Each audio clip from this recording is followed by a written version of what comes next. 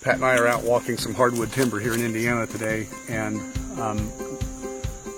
we like to look at things from the perspective of what we would assess the property for a value for a seller or a buyer.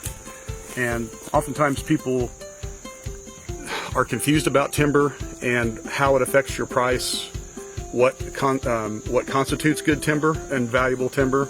And if you don't really have an eye for identification, it doesn't really take a lot of practice, especially if you can get a good manual. Heck, there's apps on your phone these days that are you can scan or a snapshot of a leaf of a tree or a shrub, and it can help you identify it. But here in Indiana, where we're at currently, white oak is king. Red oak is still a valuable tree. Hickories are valuable to a certain extent. The markets go up and down for all these, but white oak is always at the top. Black walnut is hugely valuable, always has been, probably always will be. Tulip poplar, which is a really common tree here, it grows quickly and creates great trim boards. Yes, it does. And barn siding and things like that. But Pat, what do you see? You're from kind of northwestern Indiana. It's probably the same trend that you see up there that I do here in central and eastern Indiana, as far as... Yeah, we have a lot less poplars up north. It seems like down in the central part or the southern part, kind of get south of 40.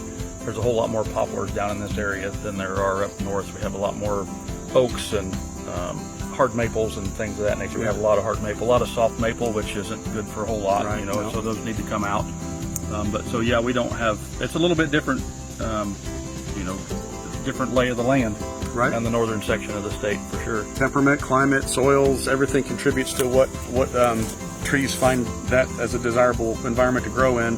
This white hickory here, people call it a pig nut hickory, is a great tree. I mean, this thing is probably pushing close to 20 inches in diameter at breast height, and this would be a tree that would be considered marketable to a timber company. So we've done videos in the past about how to assess timber and utilizing the services of a consulting forester to make sure that you get good advice. But if you're in the market for property, and one of the things that can add value for you now, immediately on return, or over time if it's managed correctly, is the timber on the property. And understanding what species you have and the different age classes. Obviously, if everything in there is the same size, that's not as desirable as a staggered age environment, because you can always pull off the top and maybe on 10-year to 15-year interval harvest, and then you always have the younger age class filling in. A renewable resource is exactly what it is. Right. If you manage your property correctly, and the best thing that you can do for your property is to have some logs cut out. It lets this open concept that we have in this woods now with the canopy that's overgrown. Once you cut some trees, your early successional forest comes back in, and it starts to give more things for deer to eat and the turkeys to eat and all wildlife to use. So, and it makes it a healthy forest again. Right now, this isn't what we would consider a quote unquote healthy forest, because of it's an old, I shouldn't say old growth, but in this day and age, it's a close mature timber.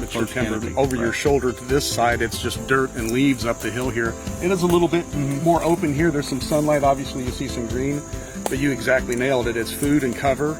All that is just released by sunlight. Right. That's the restricting factor that causes this dead understory, is sunlight is not getting down.